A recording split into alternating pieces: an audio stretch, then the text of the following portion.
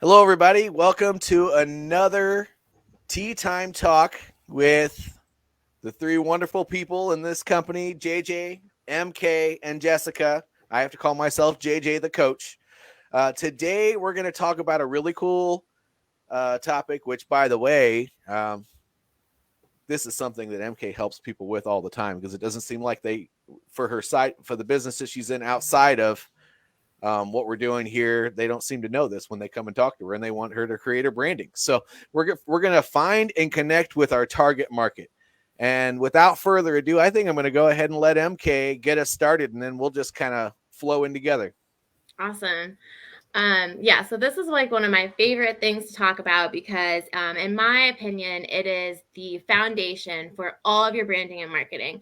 If you're unsure of who your clientele is, it's really hard to market and brand your business to reach them.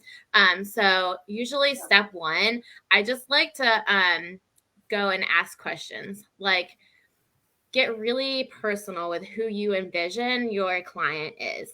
Um, so, like, I think you can start general. Like, who in your mind would be your perfect client? Like, everything worked out perfect, who would it be? But then I like to take it a step further. I think it's really important to actually get like super personal. So, like, almost make up a person. So that would be like your avatar or buyer persona, whatever you'd like to call it.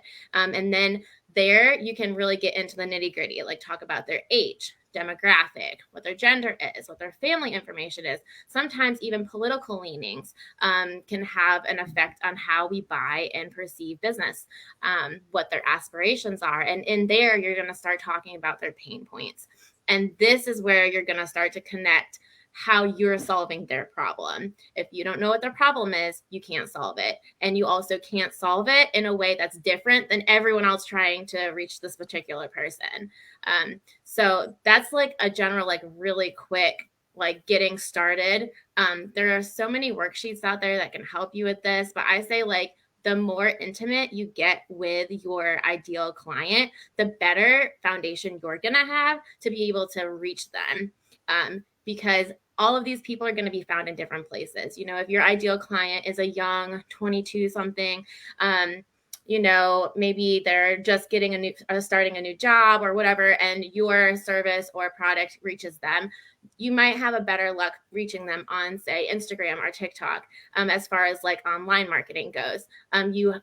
How your message is perceived by them also takes an effect. You know, a person who's in their 20s is going to perceive something different than a person in their 30s or 60s. So it, even with general, because I know like Jessica's HR, so show like her client is kind of like very broad, you still have a niche within that broad like overall clientele, because you might say, okay, well, I can't say a particular person is my ideal client, but you might have a certain type of business that your ideal client is. So is it a startup or is it an established business? How many employees do they have? So it's like you just have to keep asking the questions to kind of dive in. If I can add, when Yeah. this is one of the areas that I struggle with, again, because being in HR, I can't say like my ideal client is a golfer. It doesn't Right. matter. That's not going to affect who I target my market to. However, Mm-hmm. um, it's something that you have to kind of well, that's not what I look for. Just play along. And as Marlena is saying, go down to that fake group or ideal person and work your way outward, because when you do that, you realize you're like, oh, well, you know what, I'm thinking that through. I wouldn't want this type of client, or I wouldn't want a client that wants me full-time in the office. That's not what I'm looking for. And I'm that's looking super for those that important. yeah, so Knowing what you don't like too, because I feel like sometimes that's it's right. easier to know what you don't like Yeah. as far as anything than it Yeah. is when you do like it. Yeah. And I Yep. still struggle with this. And just to be, vulnerable here, while this is an area that, we're providing out, I struggle with this because, I'm always going back to that mindset. Well, that it doesn't matter, but you have to teach yourself how to find that ideal client. And it doesn't mean that's the only client you deal with, but it helps you to then find where to find those, look for those individuals. So, just throwing it out there that, even my mind, it's a tough one, but MK's going to give you, all the tricks and trades, but that's something that's really hard for me. Yeah. Well, and I could take it one step further on that. That is literally the whole reason why you look for your target market. If you're not super specific on who you serve, you're not going to know where to find them. Yeah. And that's the biggest deal. Like my target audience is that mid-level manager, because they're the one who's struggling because their company hasn't provided them training. However, my target market is going to be that small to medium-sized business that's growing because they are too small. They don't have a dedicated trainer to help them with these sort of things. And in addition to that, when it comes to systems and processes, they're struggling there too, because they grew past the point where they can't just show up to work in the morning and say, hey, what are you doing today? Yeah. And so when you know that that's who your target market is, you might not talk to your specific audience, but you have to understand how to get to that audience. Yes. And if you don't understand who they are, where they hang out, i.e., especially if you are on social media, which platform. If it's local, what type of networking events are they going to? Exactly. If it's a little bit of both, figuring out where you can spend your time so that you're talking to those people, because if you're talking to everybody, you're talking to nobody. Right. And I think it's really important to remember that, honestly, this should be one of the very first steps that you do prior to even branding and creating the aesthetic of your business, because everything down to color choices and fonts is affected by your audience, because a person who is in fitness is not going to be drawn to the same type of branding that a person who maybe is a real estate agent or is a business doing leadership or HR. So the whole essence of your outward appearance, your messaging, down to like the littlest tiny things that you wouldn't even think about, color choices, all that stuff, really have to be built on knowing who you're trying to reach. And even the tone of like how you talk to people anywhere, whether it's like in person or online. And honestly, like depending on who your target market is, maybe in person is actually a better way to reach them than online. Or like, because I know like some people, their target market is probably going to be like 60 something, like the older. Well, they're not really online a lot. They are more and more. And maybe like certain platforms would reach them, but really the old school way of marketing your business would probably be best to reach them. So it's like, you don't even realize how involved knowing this little tiny such thing is going to affect your whole business, because it's very hard to be successful and actually solve problems if you really don't understand who you're solving the problem for and what problem you're actually solving. So this really should be one of the first things that you do when you're getting started. And it's okay if you didn't do it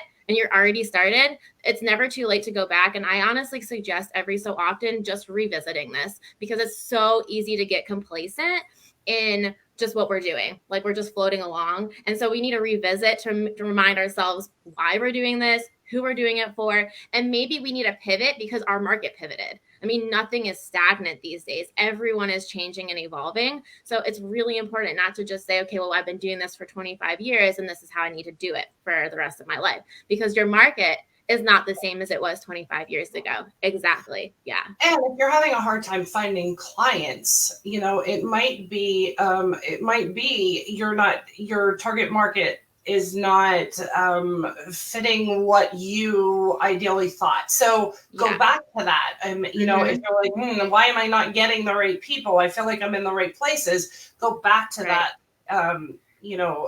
target market review and see if you can tweak it to find new creative ways of focusing on that. Well, right, because there's a disconnect. And when there's a disconnect, that's going to show. Well, not only that, but let me just go ahead and talk about this from a business owner and a leadership standpoint. So, you are in your business a change agent. You're a visionary. Your job is to constantly make sure you are monitoring who you serve, where they're moving to.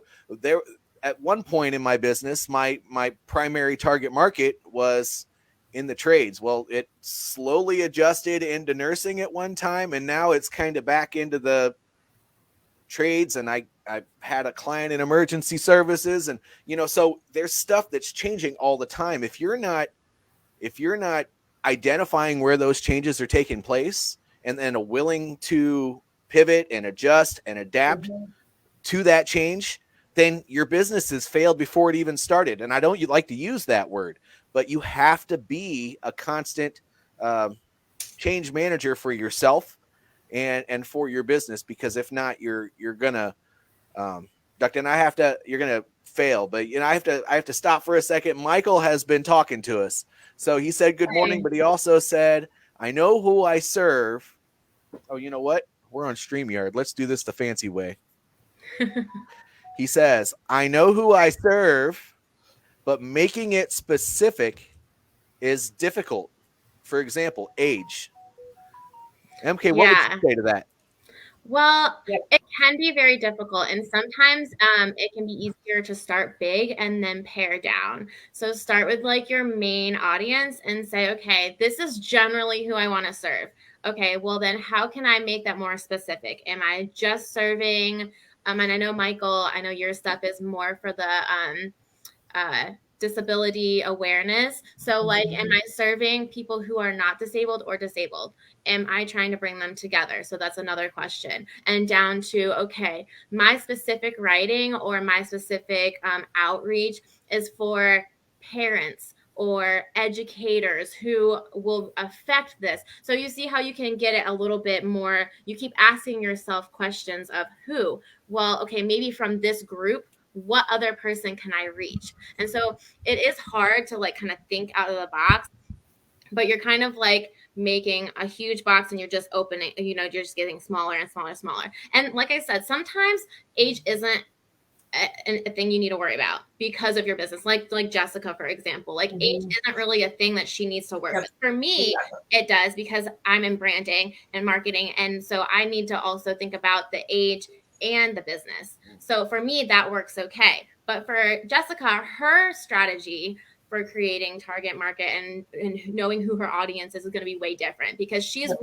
targeting more businesses as a whole, not a specific person. So you have to look at not only like who your client is, but also what your business purpose is. So, I mean, we're kind of backtracking a little bit, but I just have to say, like, you should have at this point when you're creating your target market, a business plan, a mission, a vision, because all of that also will help you kind of maneuver all the people. It's a big world out there. So finding who you're trying to reach specifically can be very daunting.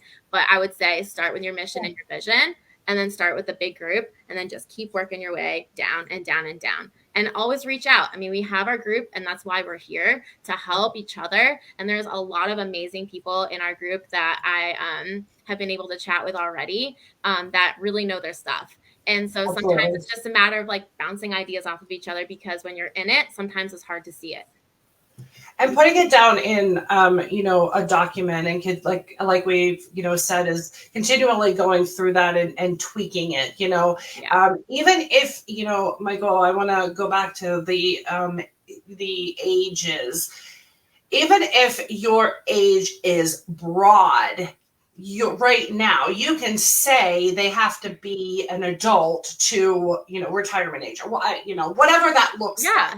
It can be a very broad spectrum of what that looks like. You don't have to say they have to be 20, they have to be 40. They can be an adult that can be your age specific. And again, like MK says, with my HR role, I don't have a specific age. You can be 29 and working for a company and need my services just as easy as you can be, 62 and need my services. So in my case, my age range is business age, working for a company that needs HR services. So, and if you're really struggling on that piece, put something down, put something in writing saying, okay, and then maybe asterisk it. That way you can say, as you're going through and continuing to look for your market, you can tweak that down as if and as you need. Well, and let's reframe that too. Think about this. When you have such a broad age range, and maybe it doesn't matter what the sex is or whatever of your client, then you can play around with that.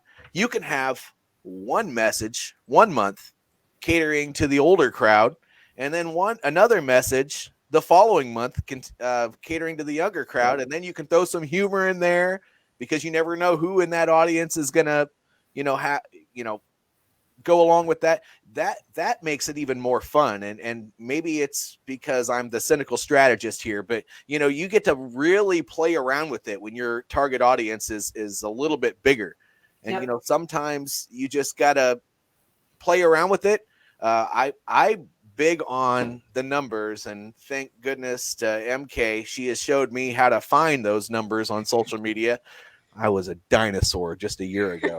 And being able to figure out how to find just the analytics part of it, and not just the analytics, but what's important.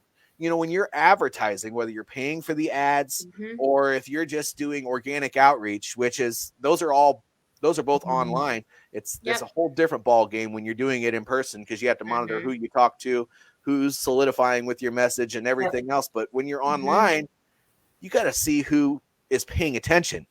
Yep. Yeah, and that kind of like plays off of like when you're broad, sometimes the best way to find your people is to do that, is to say, okay, well, right now, like my age range is really big, but sometimes I think we can also, like, we are focusing on age, but what type of person are you marketing to? Because sometimes age, again, does not matter, but maybe you are focusing on a person who is a caretaker, or a person who is an educator, or a person who is whatever. So that even within that huge range, you're still niching down to one type of person. And so I think some ages don't, it doesn't really matter. Like, not all of these questions are going to apply to every business. But I do think, like what JJ said, sometimes, well, I think it's great anyway to just explore and to throw different messages out there to see what type of things really resonates with your audience, because sometimes you'll have this whole strategy and you'll have the perfect person and you'll go through all the steps and do all the things right. Yep. And then you'll put it out there and it's crickets. And so, like, at that point, you're like, well, I did everything right. What now? How do I find who I need? And so at that point, you have to just take a step back and say, okay, well, within my group, what are different messages and ways I can say this? Because, again, sometimes it's just a matter of tweaking your tone, or the words you're using, or the colors you're using. I mean, silly things that we think are silly, but that the consumer thinks are important. And I guess that's the thing also, is to put yourself inside the brain of the person who needs your services, not you. Like, you kind of have to take you out of it. You shouldn't be thinking of you in this situation. It should be, what are their perspectives going to be? How are they going to perceive this? What are their pain points?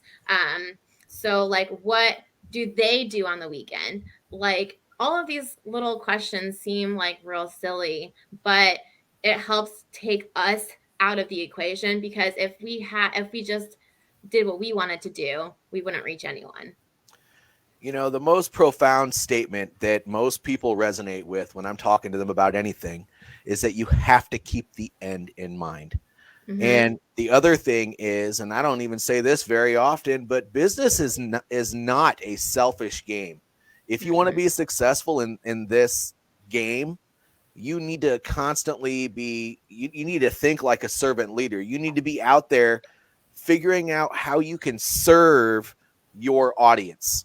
And if you don't have an overall vision for what you're trying to do and how you are trying to solve a specific problem, and a mission towards, you know, how, what you want that to look like when it's all said and done, then the game hasn't even started for you yet.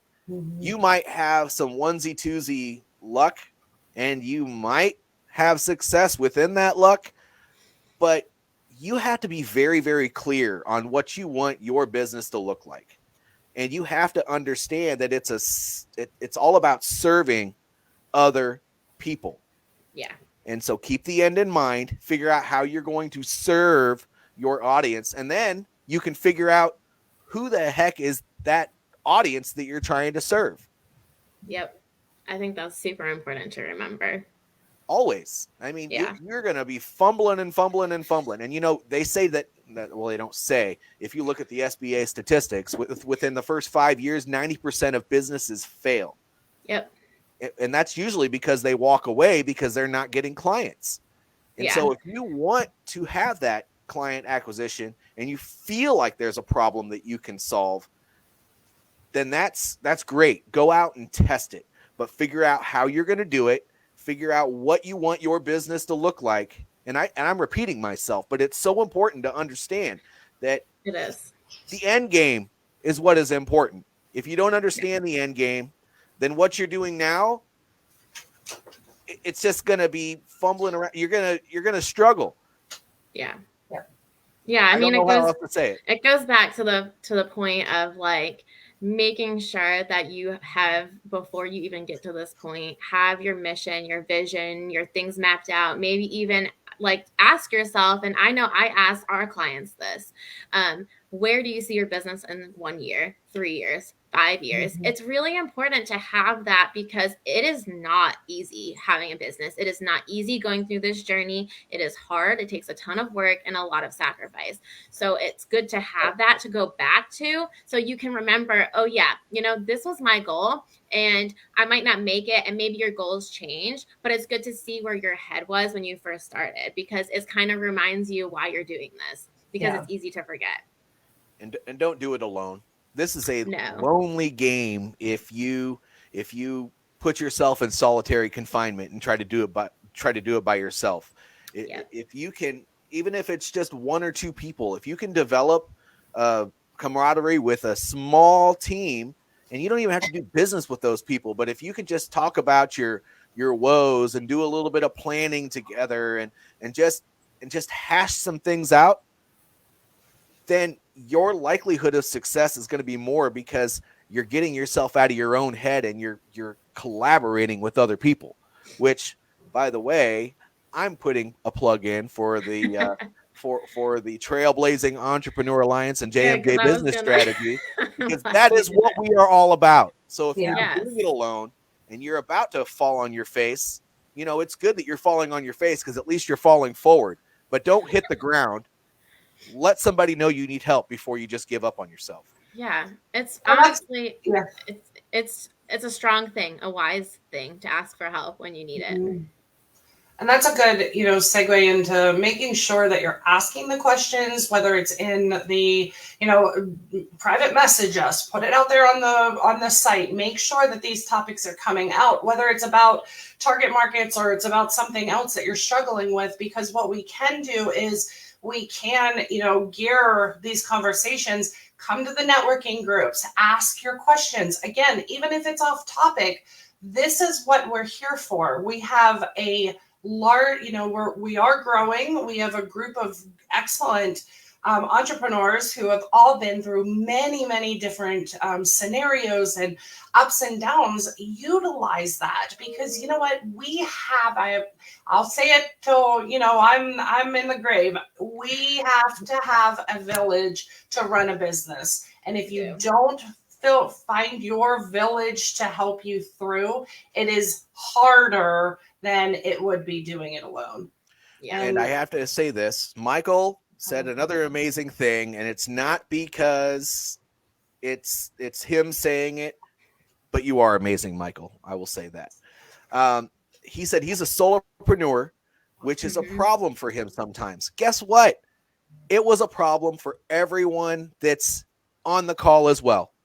We all have had struggles. I didn't know, pardon my language, but I didn't know my ass from my elbow when I first got started. I just knew that I had a passion for leadership, and I found these two lovely ladies plus many more people that just helped me, because I talked to them every Wednesday, and I look forward to that call, because I knew after I left that call, I was going to have fresh ideas, and I was going to have a way moving forward for the next 7 days.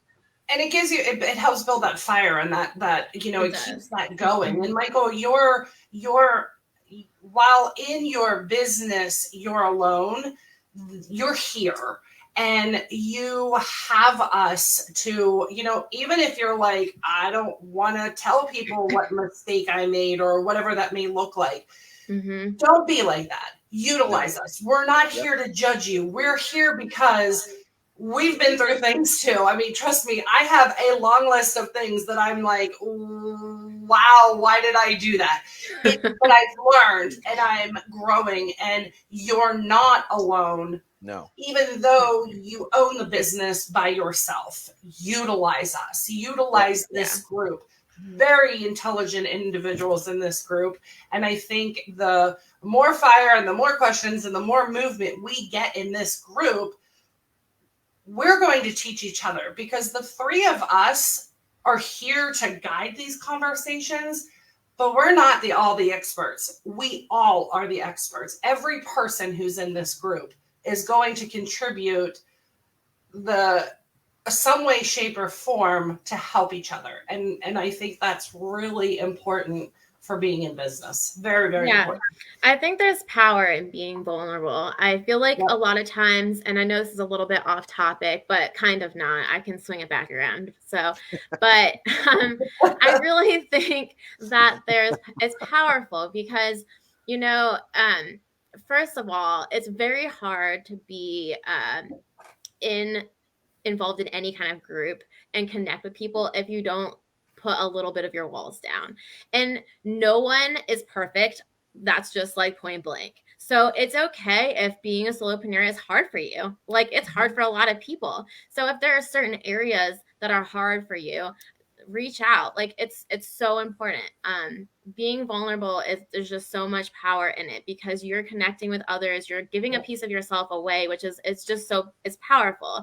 And honestly, kind of swinging this back around, in my line of work, I always feel like if you're not a little vulnerable and you don't like really let people see in who you are and who your business is, they're not going to buy into it. People don't want fake people. So it's okay if like you make reels and they're not great.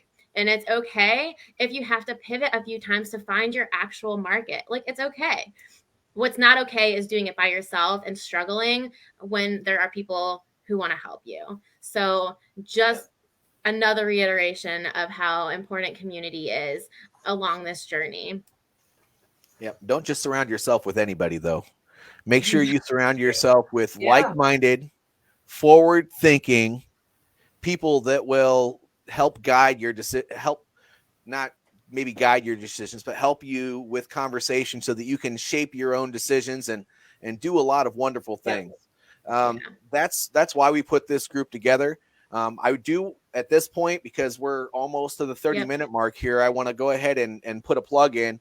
Next week, I know we had some technical difficulties last week, but we are going to be doing the networking, and so that's going to be 10:30 Central Time, 11:30 Eastern, and if you're on the West Coast, that's going to be 8:30 your time. So if you want to tune in, then you have to register. We're going to put the link right before the call on social media, but if you've registered, you'll receive an email, so be watching for that. But if you haven't registered, you need to. So maybe we should put that link below this video or do another post with that Yeah. link. But Yeah, we register. can definitely give you the information, but we'd love to have you so we can continue these conversations. And we can also, like Jessica mentioned earlier, make these conversations valuable to you. So whatever you're dealing with and whatever things you're interested in learning more of or whatever, like let us know. That's why we're here. As a matter of fact, if you want to learn something more, first of all, keep the conversation going about connecting with your target market below this. But I would love it if you would give us some feedback on this video on what you learned and tell us what you're struggling with so that we can potentially put together a topic surrounding that. Because we're all at different levels within our business. We all have different experience, and we can't we can only put together what we think is going to be great for y'all, but we need your feedback in order to cater to you.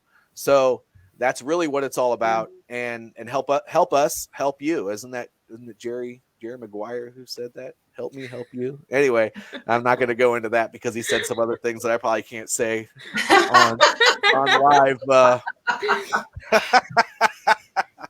yeah, definitely. And just to finish us off, Michael, you also put down here. You said, vulnerability is the best place to grow, and I love that, and I absolutely agree with that. I think, we are taught at such a young age that you don't. I don't know. I feel like at least with me, like you don't tell people that you've made a mistake, or you don't. It's such a bad. Maybe not even just a mistake, but that you're having an issue, and it's such a bad stigma. And you know what? Like, no, say it, talk about it, because listen, what I've been through, I could probably teach you a few things, and what you've been through the same. So yeah, I like that. And I think that's an excellent quote to go by. So yeah, just thank remember, you for sharing. If any of us have kids, we all tell them that mistakes are opportunities to grow. So you got to make sure you remember that for you. Yes, just because we're adults, it doesn't change that. We don't. Sometimes you gotta what I like to call learn in the streets. You got to get your butt kicked a couple times before you can learn the real lesson, learn the hard lesson. So make sure that you're being vulnerable enough to talk about that, because otherwise you just screwed up and it's going to stay there. But if you make a small mistake and you have a conversation around it and learn from that, maybe some best practices to do something a little bit differently, then you're going to take your personal development and professional development in a whole new place. Yep. Now we're going to have to do closing comments because we are 2.5 minutes over. We'll start with MK. You have anything you want to say to our audience before we end the call? Not really. I mean, I guess just all of the things we said. Really, I guess the one last thing that I could say is just don't hesitate to reach out. Like, we're here to help. Mm-hmm. We're here to listen. So I agree. What about you, Jessica? I have to say with this call, I'm really appreciate the the comments, and Michael, that's really helpful. So thank you for adding to the conversation. I think that was fun, and it's nice to be able to target the questions around the comments. So thank you. And no, this was a good call. I hope you've all learned something, and continue to show up and add your piece. We want to be a community. Now, there's another component to that, right? We said it a couple minutes ago. We're going to say it every call, but I'm going to be putting this on all the platforms. So if you're listening to this and this message resonates with you, like it, subscribe to it, share it, repost it, but most of all, leave a comment below and keep the conversation going, because you can't really be a benefit just by listening. If you have something that's valuable to say it. Yep. Closed mouths don't get fed. So let's go. Anyway, so that's the end of this call. I appreciate y'all. We're going to be back next week for a live stream from Zoom, but it's going to be our networking call. Register for it. It's going to be great. Your network is your net worth, and I promise you we're going to be bringing some powerful people into this network. So let's do this together. Bye. Bye.